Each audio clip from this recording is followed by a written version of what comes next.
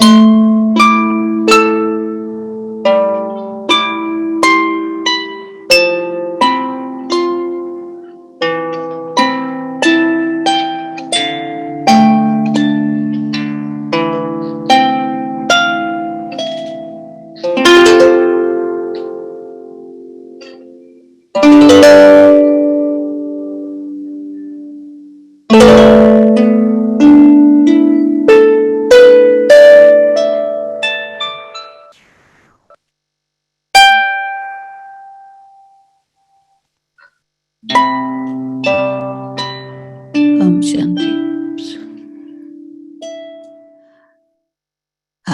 morning.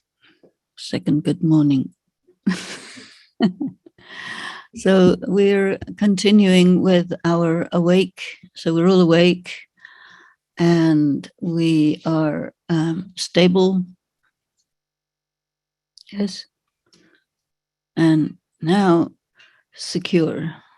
Secure means insecure. And so I want to take up insecurity because it's quite an important thing, insecurity. And we have to see in what way, to what extent our sense of insecurity has an impact on us. And insecurity is a feeling, right? Of course, the people who advertise locks and security guards tell you it's a fact. Otherwise, you wouldn't buy their product. But it's a feeling.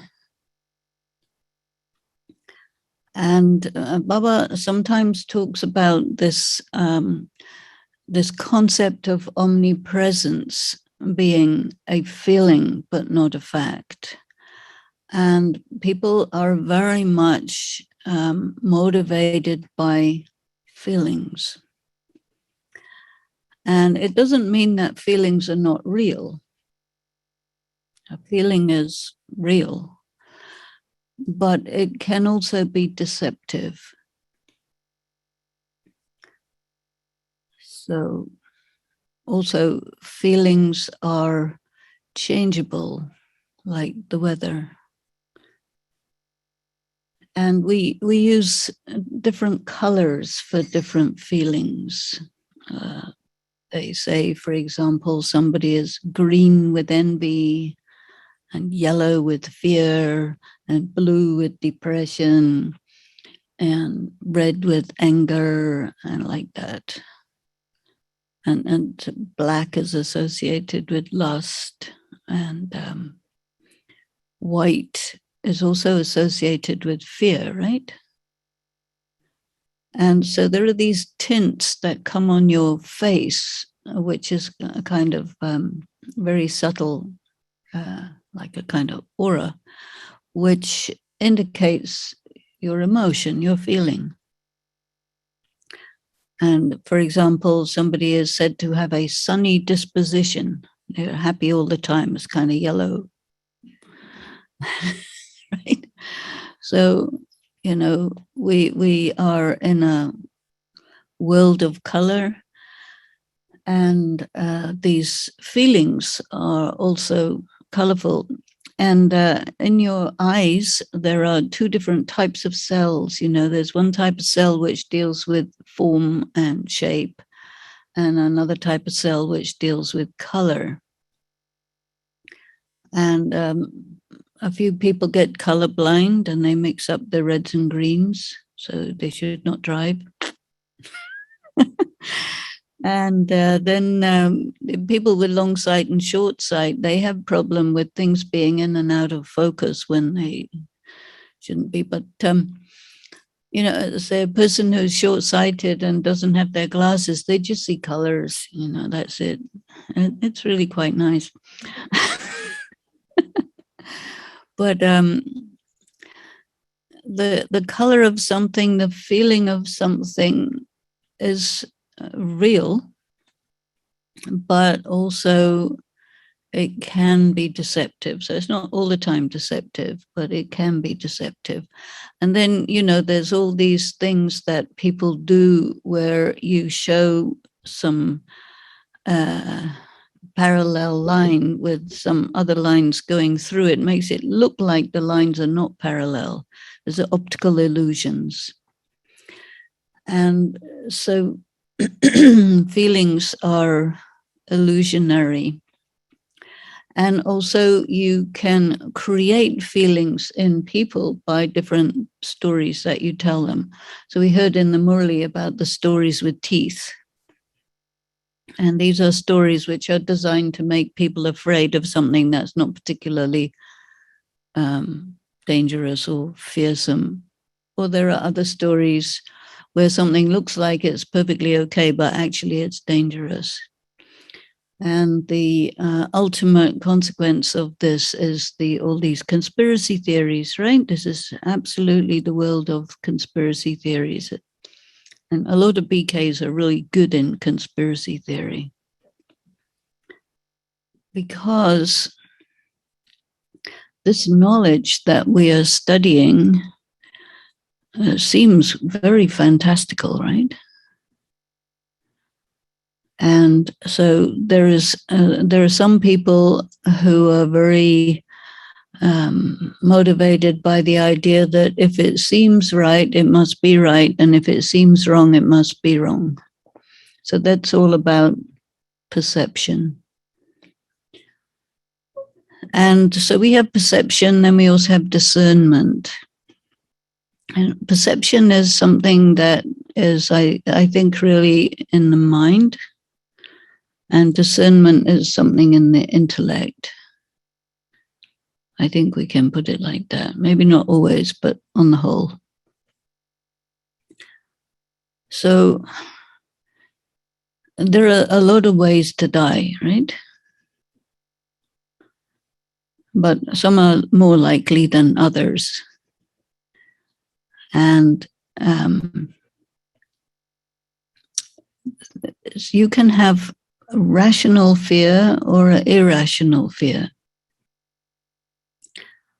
And so, for example, you wear a seatbelt in the car partly because it's law and partly because there is a relatively good chance of having a car crash. But you're actually more safe on an airplane than in a car.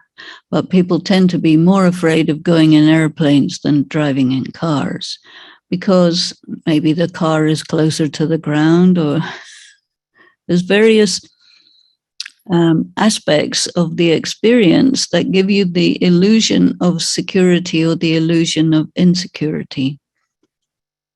And then sometimes people have phobias. So, and there's one movie, I'd give you a lot of movies, right?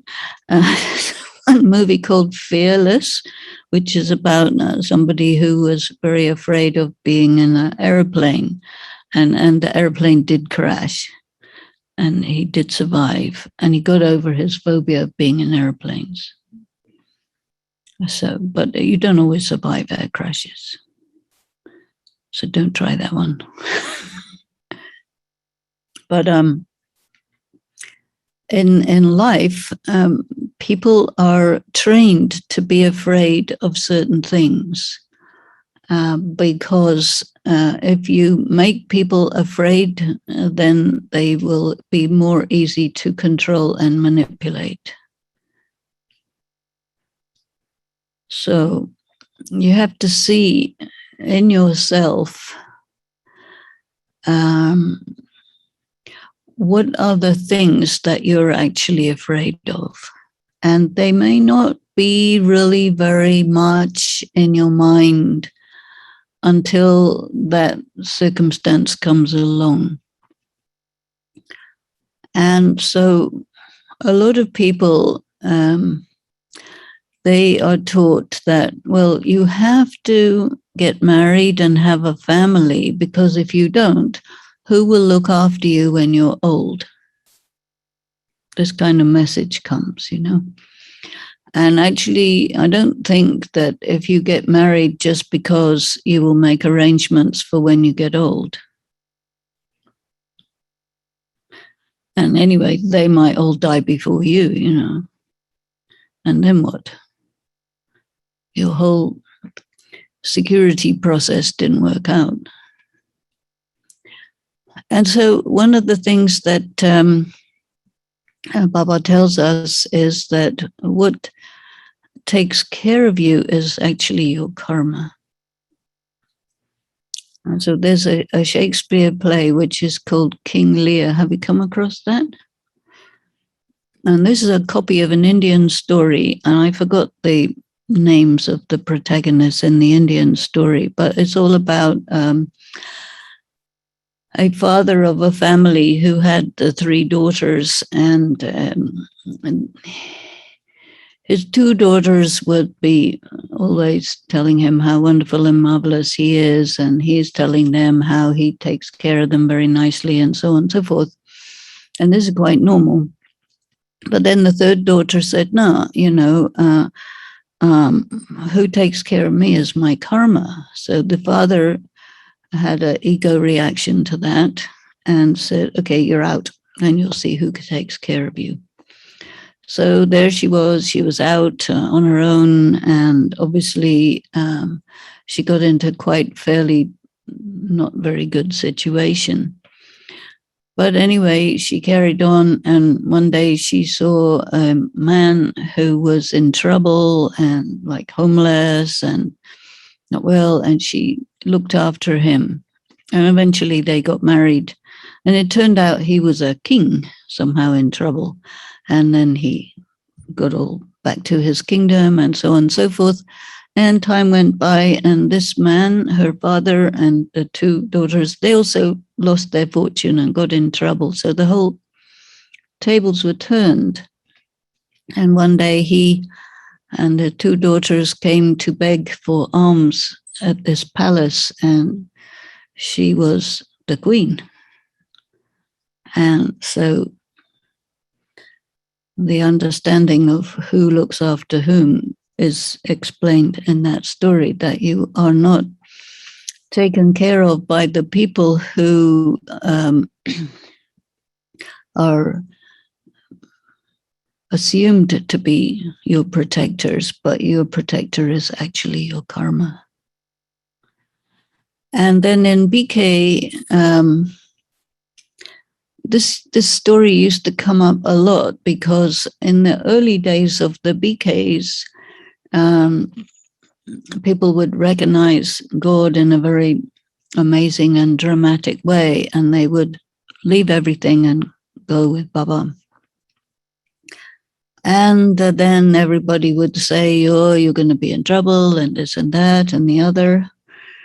And there was a time when fairly soon all the money ran out. Baba was quite a wealthy man, but to look after 300 Sindhi girls from high-end families in the style to which they are accustomed is relatively expensive. And when they came to Mount Abu, there was something called the beggary part, where they didn't have money. And many people found it very difficult to manage, because you had to be very tough to manage that. And so maybe 2/3 left, and they returned back to their families. But those who stayed, they stayed and they prospered, and everything developed very well. But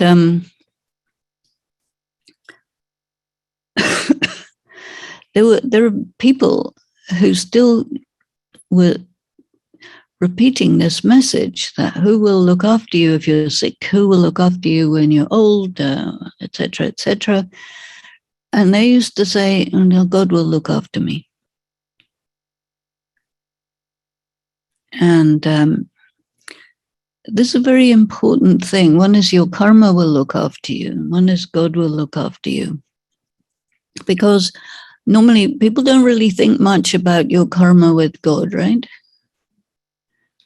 especially if you think he's omnipresent. Very difficult to have karma with an omnipresent, all-pervading something.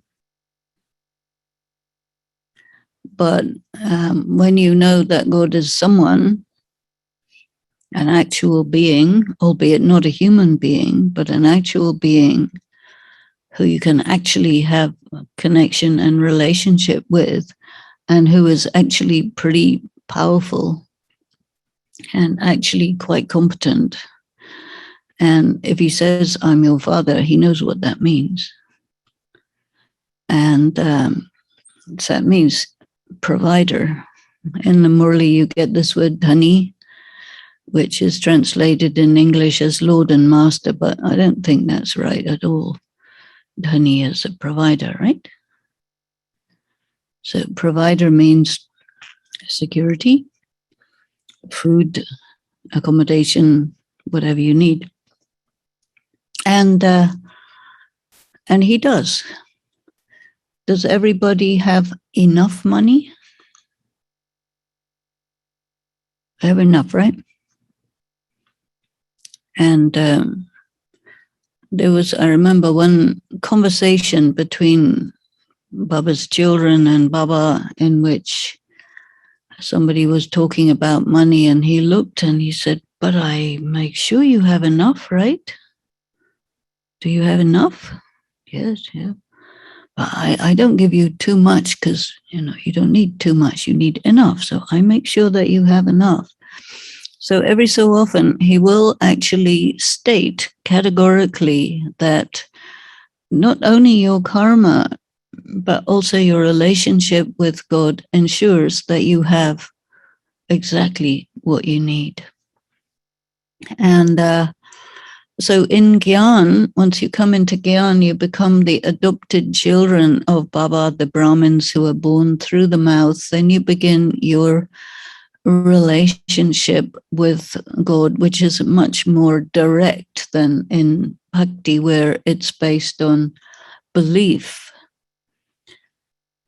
But this is very much interactive.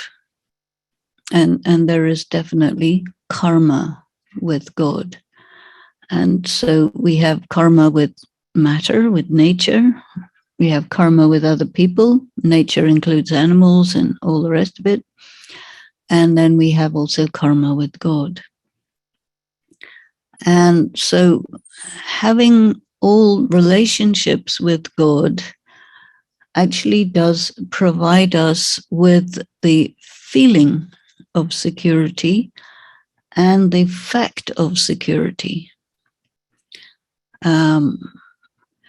Security, the feeling of security, I think is actually in a way more important than the fact of security from a subjective point of view. But the fact of security, I mean, you're immortal, so anyway, death is not an issue.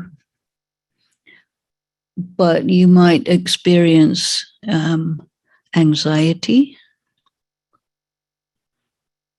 People do experience anxiety, right? And so anxiety is a type of fear. And anxiety is like some people live in a state of low-grade anxiety all the time.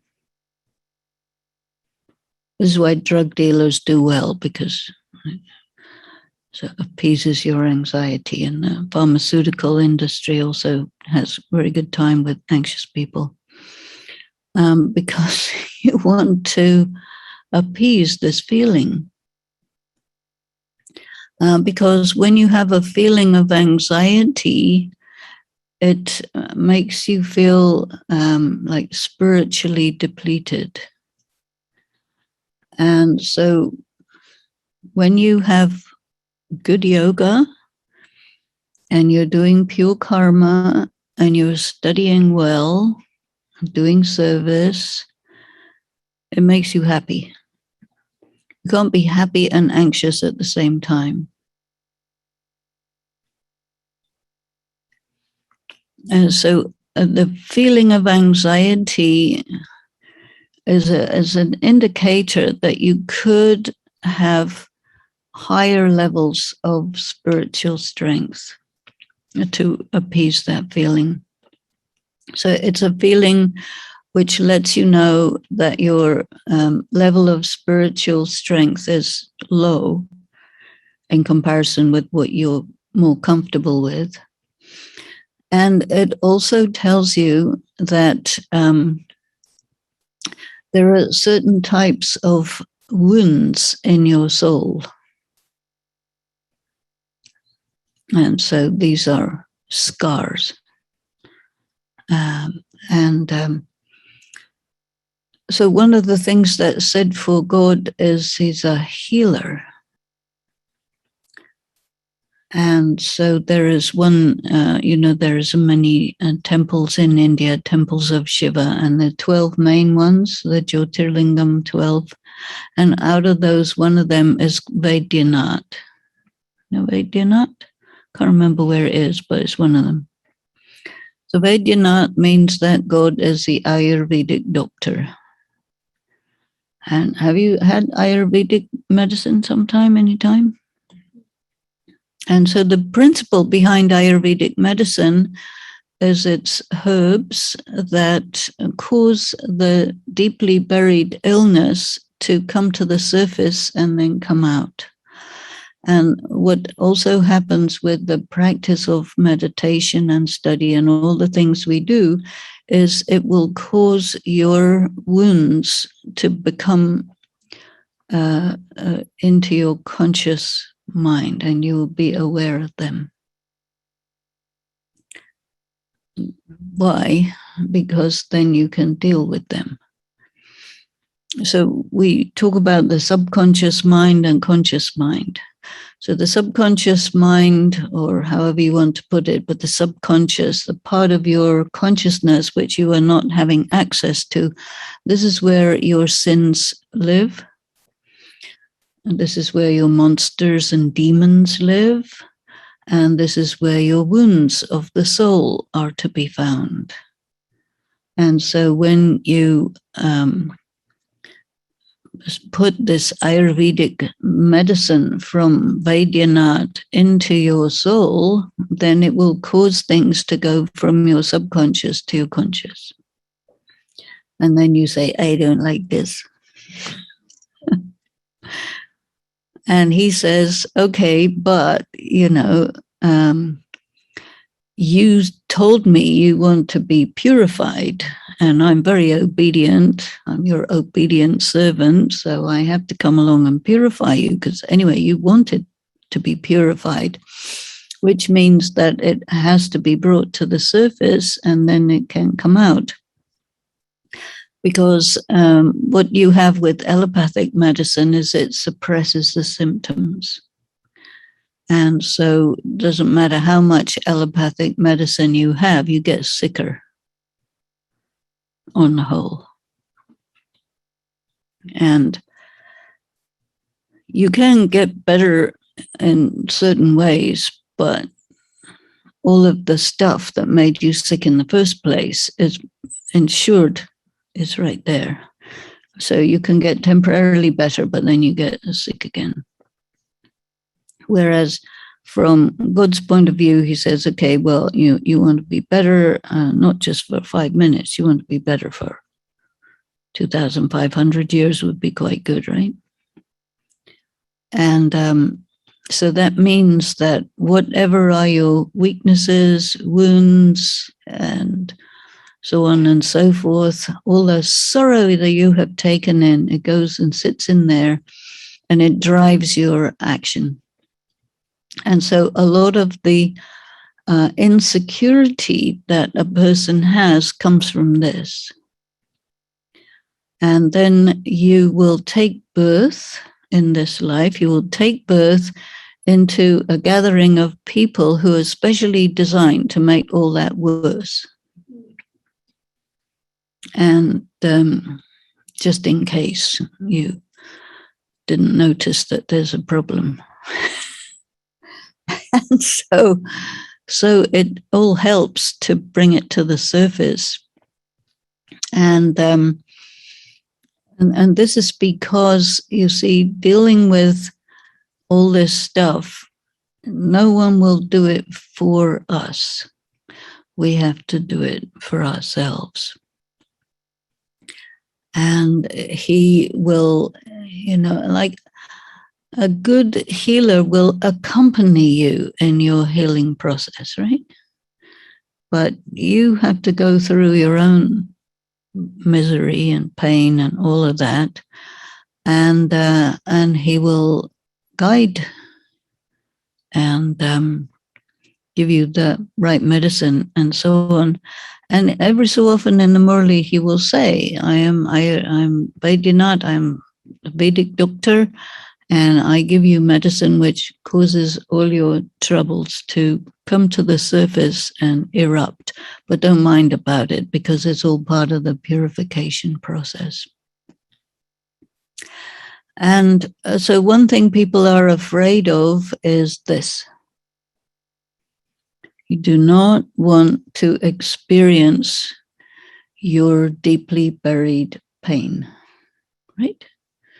If it's deeply buried and you're not feeling it, you can act as if you don't have any. But it's still driving your actions. So it's not very easy to do pure karma when there is deeply buried sanskaras that make your so-called pure karma becoming impure karma. So that's counterproductive. So he will say, no. When I teach you well, and I teach you the right thing. And all you need is, excuse me, a little bit of tolerance and a good sense of humor. That's very helpful. And then all the nasties can come out and you can be free, because that's the contract. You say to God, I want to be free. And he says, okay, I'm the liberator. This is a good arrangement. Let's go.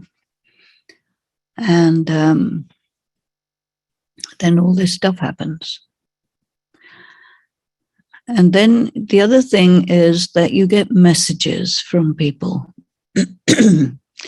And the messages are different for men and different for women. But both of them are fear-inducing messages. So for men, it's like responsibility, isn't it?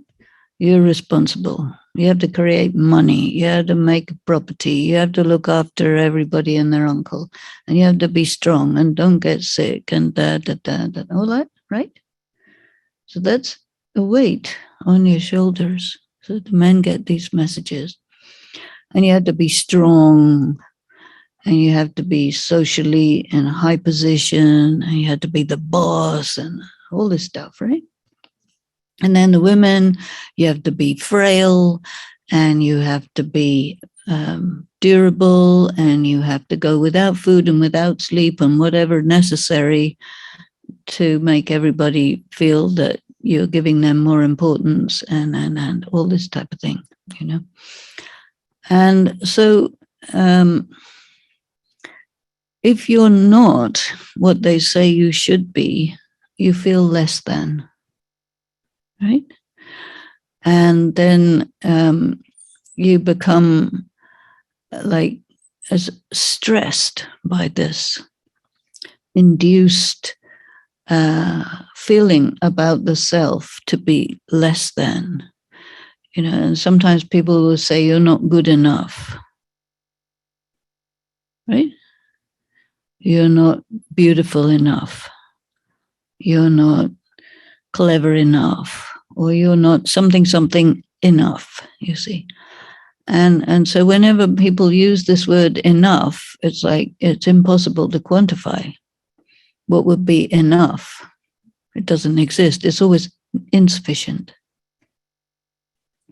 And so this vocabulary that is specially designed to make you feel inadequate and less than means you're always striving against something that you actually don't need to be striving against. It takes up all your energy. And all because somebody made up this idea that it's a good idea to make people feel bad.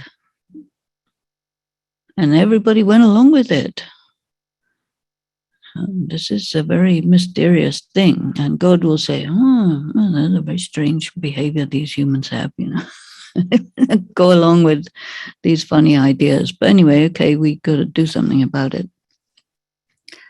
And so he makes us face to face with it. And then he says, this is the war. You heard in the Murli, there's Shiv Shakti army and there's a war going on, but you do not handle this war with guns and swords and equipment like that. We don't do non-violent war. We do we do non-violent war, not violent war. And so a lot of the war is against this insecurity. And so I think it's quite important to put the label of insecurity as a feeling.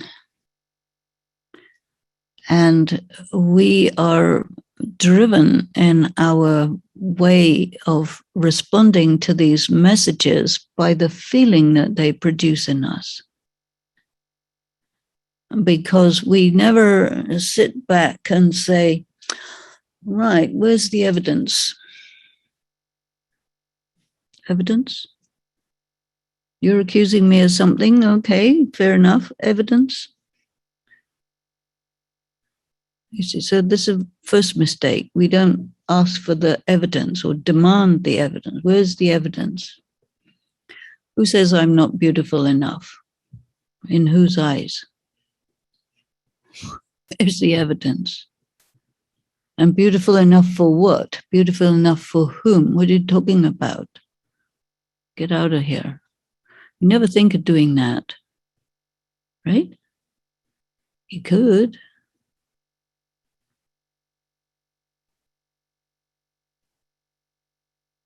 So much of it happens when you're little. And so much of it happens when you're little. It just goes in there. It all happens when you're little, because when you're little, you are defenseless. When you're little, they're big, and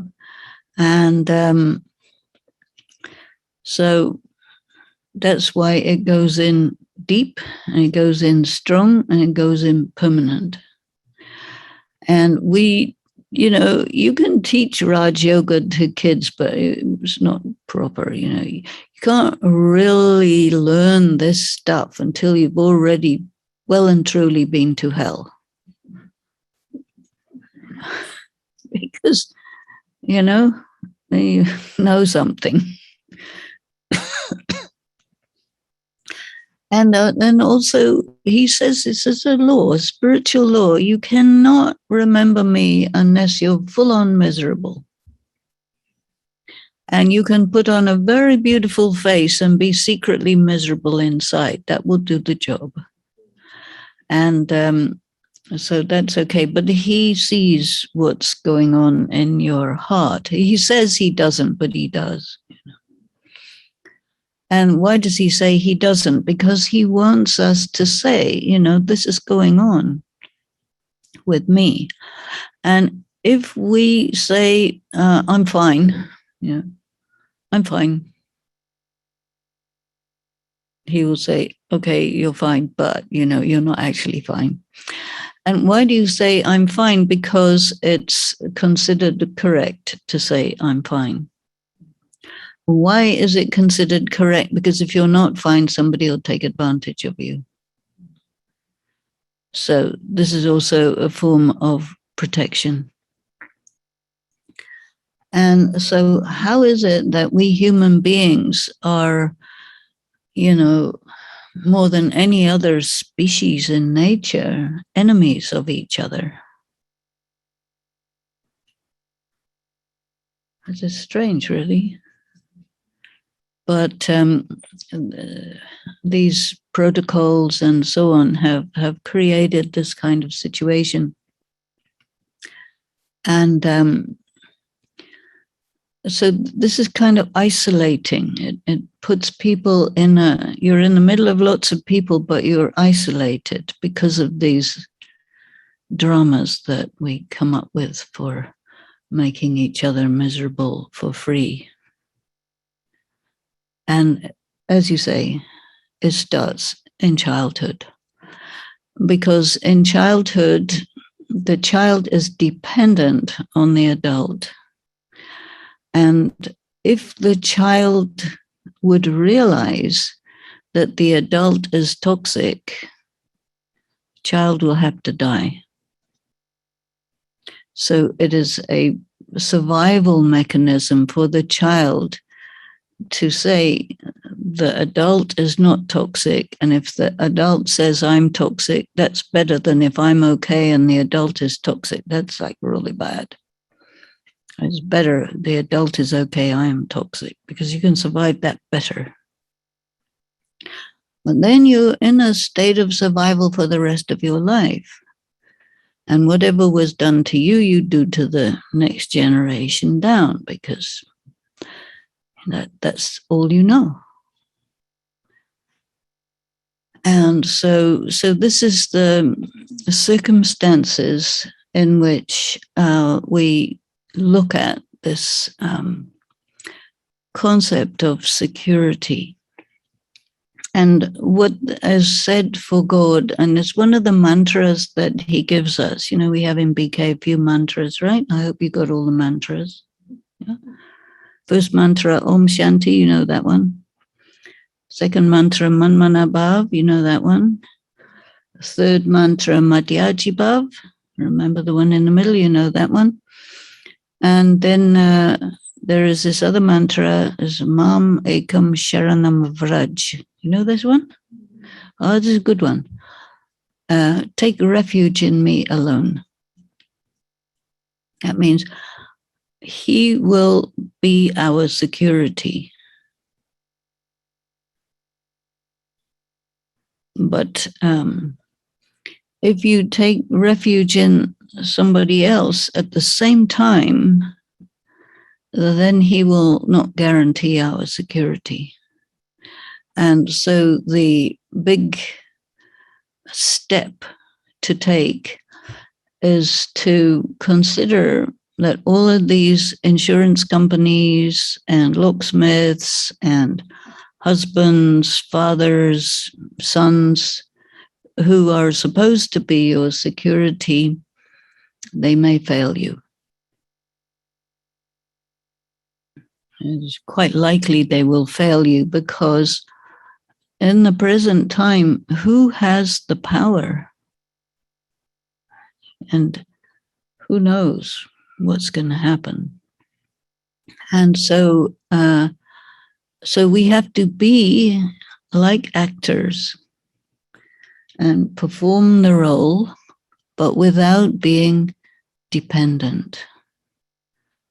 So this is really what the Brahman life is all about, what we call Brahman life. It means that you're dependent on God, who teaches you pure karma and yoga and spiritual service, and knowledge.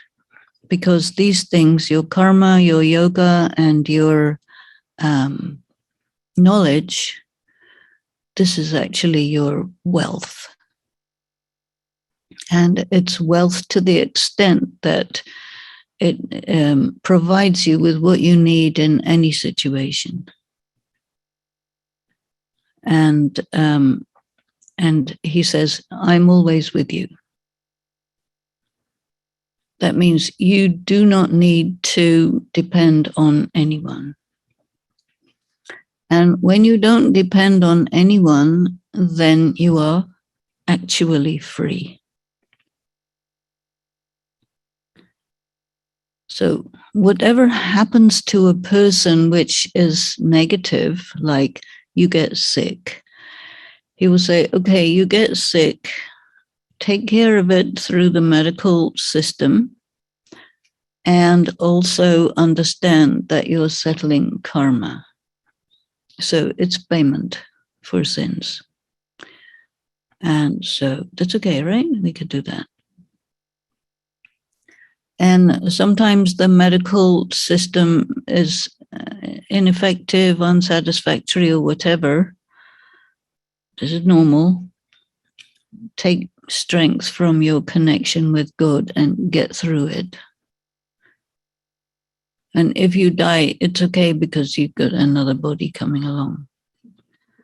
And you carry on. So it's not like the end of the world. But it's the end of one world, but not the end of the world. But the thing is this, what he also says is like a spiritual law that if you have good yoga, a lot of yoga, you will extend your life. And so what happens from the angle of astrology is that every so often in your chart, there are moments where it's a good day to die. And you either die or you get past that one and go for another moment where it's a good day to die. You know that, right? Now you know. And so there are these humps, that you have to get across. And if you have good yoga, it means you're able to pass through things, which if you don't have good yoga, you can't pass through. It's too much. You can't handle it.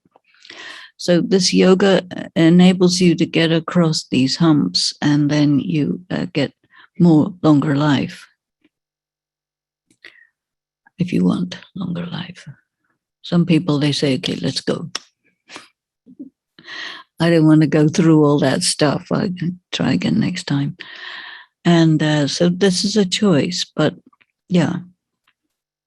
Another way in which you settle karma and where you can experience insecurity is in the family.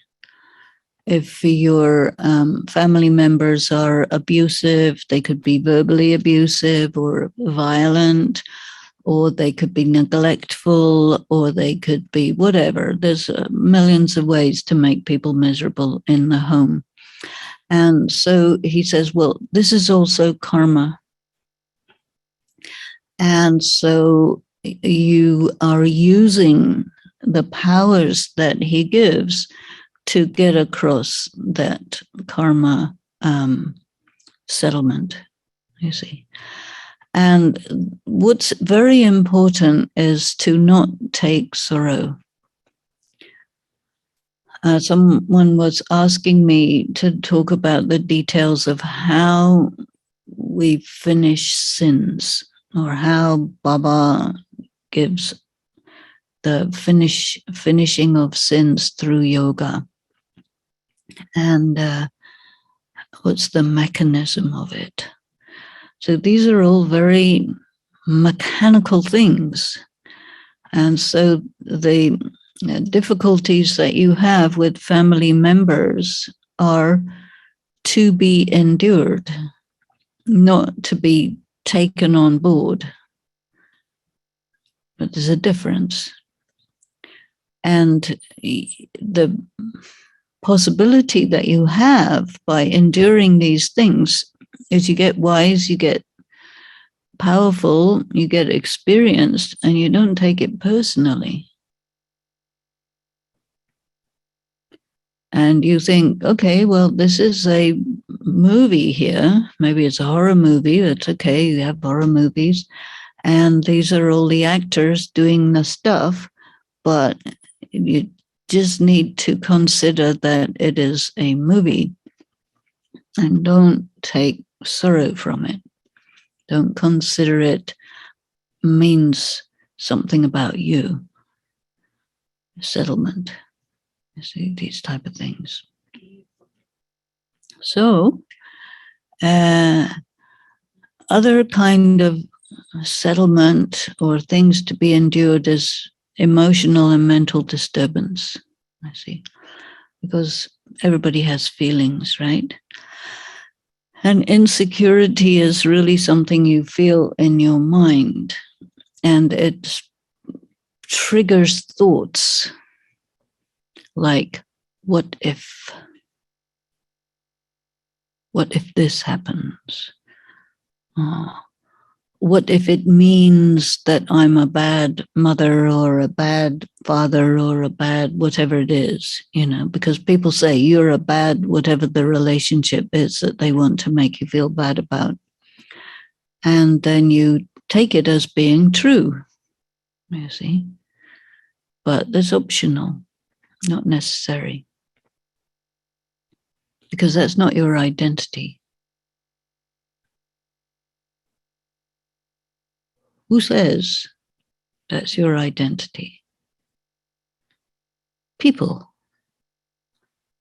who want to keep you limited by an assumed identity. So what Baba says, okay, that's a performance.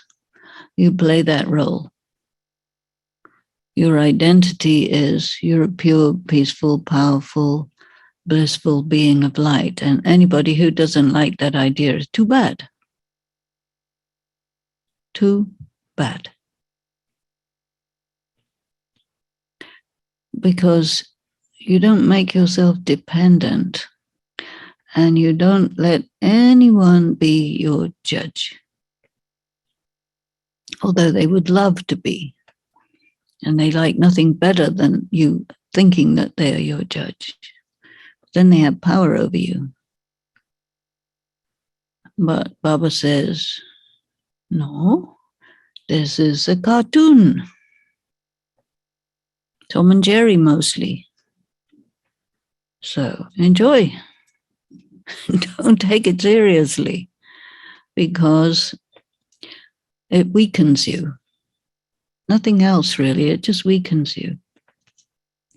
And he is here to make us strong.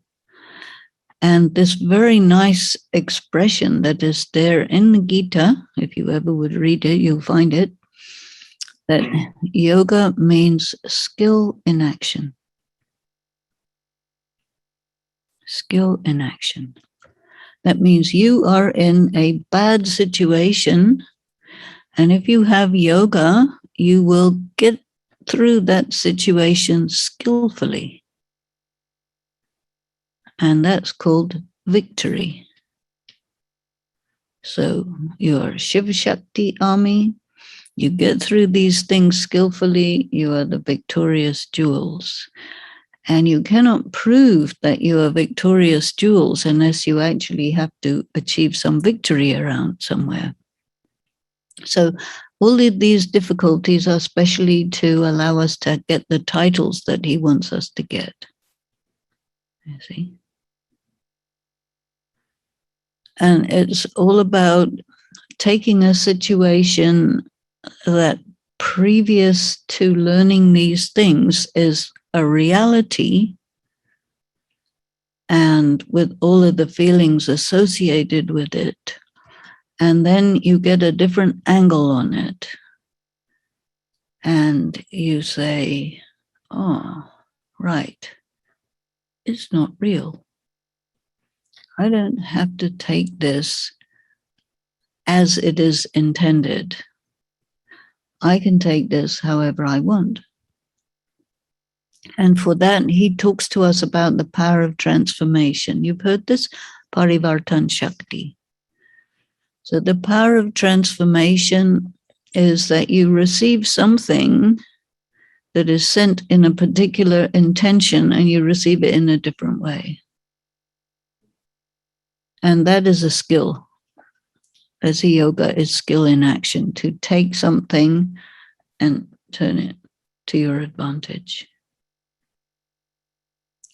Because when you're good at that, your feeling of security comes from your skill.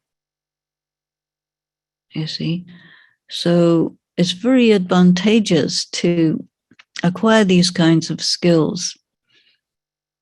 And a lot of it has to do with giving yourself the right to assert who you are. Because a lot of the messages deny you the right to be who you are by giving you an alternative identity, which is not who you are, which you don't know how to be, whatever it is they want you to be. And so you always do a bad job of it, of course. And so therefore they say you're not good enough. But this is why it's very important to find yourself.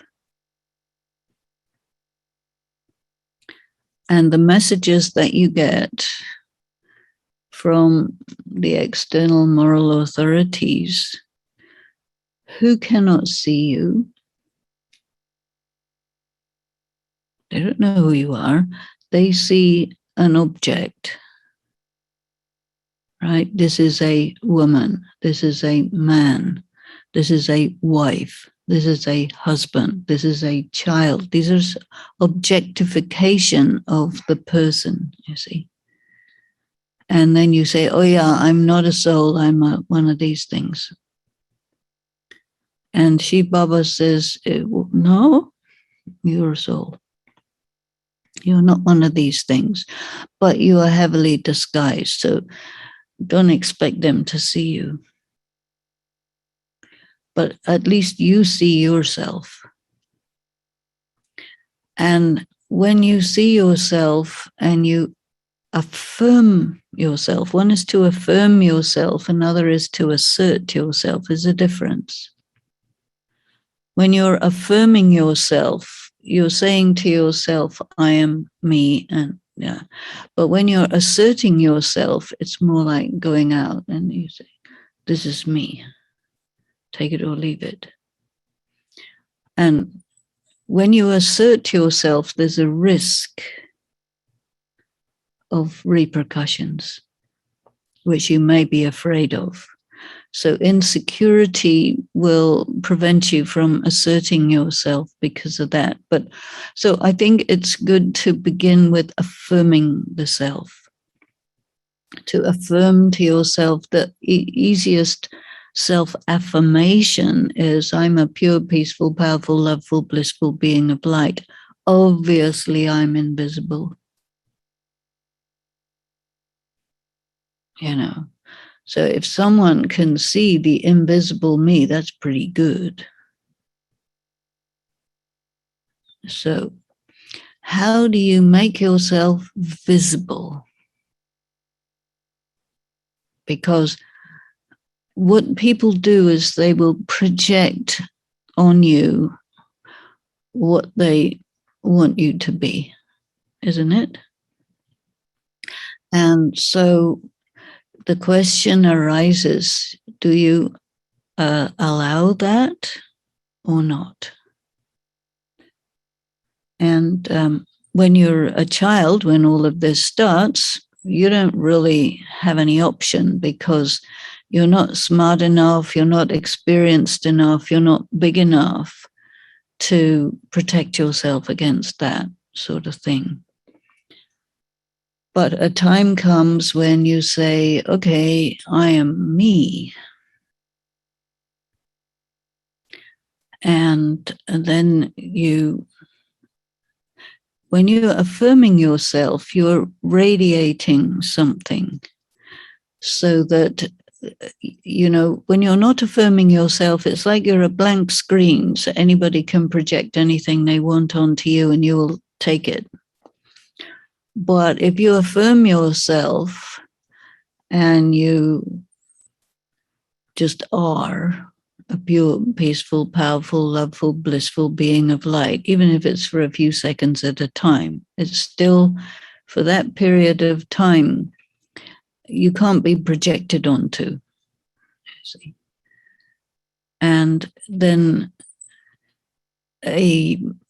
an energy is going from you to whoever's in front of you, and they feel something. They may not see you, but they may feel you. So if you are insecure, they will feel that. And fear is a very interesting thing because it encourages danger to come. And in psychology, they say, that your response is either fight or flight or freeze. There's three things. So some people, they just freeze up and do nothing. Some people, they run away. And some people, they come at you with full guns. But all of this is because of insecurity. You see? And so you have to take a look at yourself and see, what kind are you? Are you the aggressive, fearful type? Are you the runaway, fearful type? Or are you the freeze over, fearful type? So the type who freezes over is the rabbit type, because they just go still and become invisible, And then the runaway type is the gazelle, they run away. And then the fighting type, these are like hyenas and things like that. So you fall into one or another type, right? So you have to understand yourself, and this is what you're sort of up against. One thing is to be up against the thing that applies something fearful to you. And as I said a few times, the Maya comes in attraction or terror. So fear is when the thing that's coming at you is making you afraid, so terror. But it's also called Maya, you see. So a person who is enlightened and who has the third eye, they're being tested by drama, by Baba. Can you see that this thing which appears to be terrorizing you is in fact a paper tiger? Can you see? And so our practice is to keep this open and see that these threats are empty. Even if they are like severe threats. If you don't do this, I will fire you from your job, and all of this type of thing. It comes as a real threat. But then if you think that, well, I'm not dependent on you, so have a nice day. You want to fire me, your company will be sadly miserable without me, so watch it. Because it's the truth, Or your husband says, do what I want, otherwise divorce. You look after things then. I'm fine. Depend on you. You see? So, relationship of harmony is something that you build in circumstances of adversity. It's karmic accounts. This is circumstances of adversity. And just, I think, to begin with, just affirming to yourself, this is me, this is me, this is me. The other thing that is suggested in Raj Yoga practice for people who are in circumstances that are really very seriously threatening is to use your Amrit Vela time to create an atmosphere. Because it's like there's a law. You might want to call it a spiritual law. But if something is happening on your territory, you're in a better position than if something's happening on the other party's territory. So extending this very powerful atmosphere in Amrit Vela is setting your territory. And then the other party may be a threatening party. they're coming into your territory. And so they have a certain amount of, they're at a slight disadvantage because you're not in their territory, they're in your territory. And it tamps them down a bit. And then further affirm the self. Because, sometimes people say, your job is to make me happy. Have you heard that? That's not my job. I am not responsible for making anybody happy. Sorry. Om Shanti. You want to be happy? You're responsible for your own happiness. So there is like a social contract between people, but nobody ever writes the contract. It's actually quite a good idea to write the contract. You don't have to get the other party to sign it, but you write the contract so you know what it is. You see? And your main contract is you're an actor. There's a movie going on. You sign with the director, that's Chief Baba. And he gives you the payment depending on how good of an actor you are. And he says, okay, here's the situation. You play this role and there's these other people playing these other roles. Off you go. And you say, but I don't know what to do. And he'll say, you figure it out. And so you have to be creative. And he gives enough information. Affirm, I am a pure, peaceful, powerful, spiritual being of light. I have the 8 powers. So I have tons of virtues, at least 36, not bad. And every day I have God as my companion and my guide and my teacher and coach and all the things, And so let's go and see how we do, you see. And so you get into situations which are repetitions of previous situations, always, right? And so the exam paper, how it's going to come, when it's going to come. So you have all the information you need, but you haven't necessarily prepared yourself. So this school gives us a lot of ways to prepare yourself. You know the characteristics of the other characters. And you know what means what. And you know that the messages are all fake news. And you know what the real information is. All this information. So we have to have it like there with us. And of course, at the moment when the exam comes, you immediately forget everything, right? So then a good thing to do is to, I don't know if you can manage this, but if you put your cell phone on video before the thing and make it record it, that's brilliant.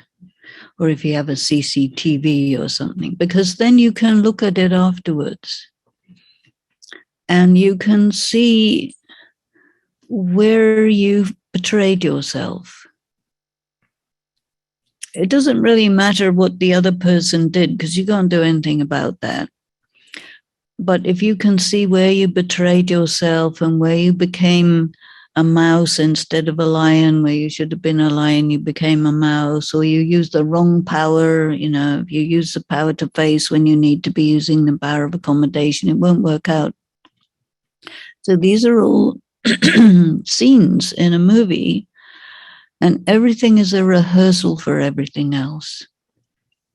And whether you succeed or you don't succeed, it doesn't really matter, because it's going to come around again. And you have another go, And in between, you look at the footage and you see what you did, because they say the camera never lies. And you see, there's a huge difference between how you experience a scene and how the camera records it. It's very different. And so, I'm on camera a lot, and I used to be doing in studios and so on. And sometimes those naughty boy camera boys, they will keep it running when you're not on. So when you're on, you do everything properly, but when you're not on, it's another thing. And then they show it back to you. Oh my God, I did that. Yes, it's recorded. So this is the thing. It's really very useful when you see yourself doing what you know not to do, because it goes in. You say, oh my God, I can't do that anymore. It doesn't look good to you. And so these are like yuktis that you can use to upgrade your game. And really think that better than any other form of security, this knowledge and yoga and pure karma really gives you the edge on circumstances. So I will stop there. So the question is around having karmic account with God. Could you please further unpack karma with God, how to recognize, understand it, and how to settle it? Karma with God doesn't mean that you go in debt to God necessarily, but he is interacting with us, and you're either aware of him or not aware of him. So when he says, remember me, it's like, be aware of me. I'm with you all the time. So if you forget him and you're not aware of him, then you will do something on the basis of your own capacity and tendencies, and then you will make a mistake. And then he will say,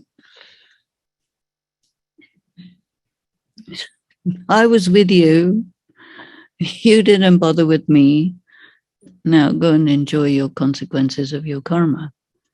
And he will actually distance himself from us, and you block the experience of being with him. And that's the punishment. You don't have access to him. And then when you are very with him and everything, then he's full on with you. And this is because he understands the human psychology, that what you want is to experience company with God, right? And so if we do everything in the right way and so on, then he will open up the gates for us to have the experience. And if we don't, he'll close the gates. So it's like just that opening and closing the gates. And in this way, he's also teaching us what's right and what's wrong in case we hadn't got it. And that's really basically how it pans out. And so if you keep yourself always aware that he's with you in all the situations, the main thing that he doesn't want us to do is look for support somewhere other than God. Because as soon as you do that, you will be deceived. And if you're looking for support from somewhere other than God, you will find that you've deceived yourself, because you say you take your support from God, but it wasn't true. because if you're for real, then you wouldn't look for support for anyone else. But in the matter of medical issues, he says very clearly, some part is medication and some part is meditation. So you have to have balance, and you have to be realistic. If you are a fanatical BK, that really doesn't work. So don't do that. Because there's another story that tells about this, and that's the story of the man in the house where it was raining a lot and it was flooding and the water level was rising. And somebody came by in a boat and said, "You want to get in? I'm going this way." And he said, No, God will save me. And then he got onto the roof of the house and a helicopter came by. "You want to, I'm going this way. You just hop on this rope." And he said, No, God will save me. And he drowned. He went to see God and God said, "I sent you help, you're so stupid."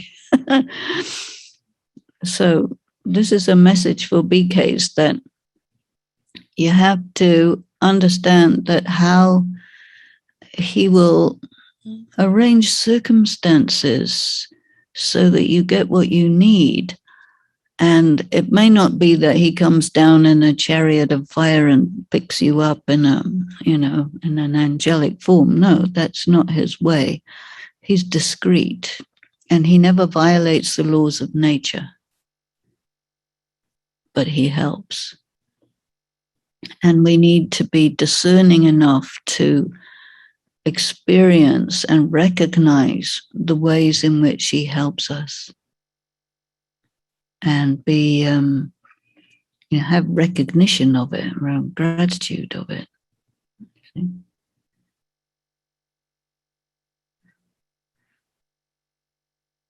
You had a question. You touched a little bit about healing the embedded wounds that we carry within us. And you said that if we study and have yoga, but could you describe the process in which we can heal those deeply embedded wounds? Okay. So your deep wounds will be some sort of trauma. Can be physical, can be environmental, circumstantial. It can be even an illness. It can be abuse, all sorts of things. And it penetrates your soul and leaves a wound. And it creates a distortion in the soul, and a distortion in how you feel about yourself, how you feel about the world, and all of this. So this distortion needs to be straightened out, because it's like when you crash your car, it will create some damage in the metal, right? And you have to get it right. And so in yoga and in relationships with your Lokic world and with the BK world, the wound will come up in a similar circumstance. And you will act or respond to that circumstance in such a way that it becomes clear to you that you are operating on the basis of the trauma and not on the basis of who you are. And he wants us to be clear about it, so he makes it in our face, but we don't always recognize it. And so it happened 2, 3, 4, 20, 30 times. Eventually the penny will drop. Oh, by the way, I am doing something weird. Why? So you put 2 and 2 together. And then you realize that this is, and sometimes he will even give you excuse me, like a signal or a metaphor.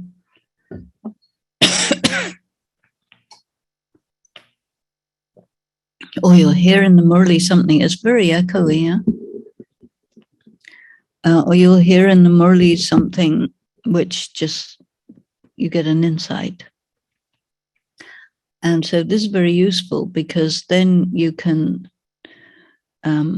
pinpoint it and say, okay, this is my having taken sorrow, which is driving my response to the circumstances. And so in the BK world, you get lots of drama. And then you say, why is this happening? But it's happening because it's flagging up this situation that you have in yourself, which is a distortion of character and which you don't see until it's right in your face. And then it becomes important to articulate it and to sort of analyze it and see, okay, this is what it is. This is where it came from. And then be neutral about it. And then sort of return to yourself, because very often the trauma will make you feel, I am that. Like, I am a victim of blah, blah, blah. No, you're not a victim of blah, blah, blah. You are an actor who played that scene. That changes it.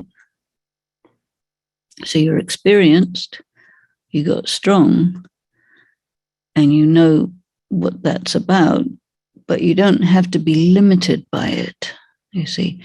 So this is really shifting you from being limited by it to not being limited by it. And then, you know, nobody can be a warrior without scars. So if you don't have any scars, nobody will take you seriously. So, but if you have a few scars and you say, no, I've been through the wars, watch it, because I have to look after myself, you know. So in that way, I see. How to deal, I think maybe you answered that as a part of this, how to deal with a profound feeling of being abandoned that makes one having a bad time in a relationship that was created as a part of bad times in a relations. Right. Abandonment is a big one for a lot of people. And again, which just starts in childhood, because a child needs to be reflected all the time to find its identity, his or her identity. And if you are like left alone to a point where you're troubled, which in some cases doesn't take more than a few minutes, and in some cases takes much more time. It depends on the individual, but then that person can go into an anxiety. And if they do not get what they need and they have too much time in that anxiety, that stays, you know, and they become very needy, and then they don't really learn how to relate in a healthy way. So when they come into a relationship, they want the other person to provide them what they never got, which the other person can't do. And it messes up the relationship. And that's why there's therapeutic work, you know, that there's a psychological problem and a spiritual wound. And so that has to be worked on. If you are very strong in your relationship with God and you keep it really open, you can take what you need from God, but do not look for it from anywhere else, because he won't be able to provide you unless you take only from him.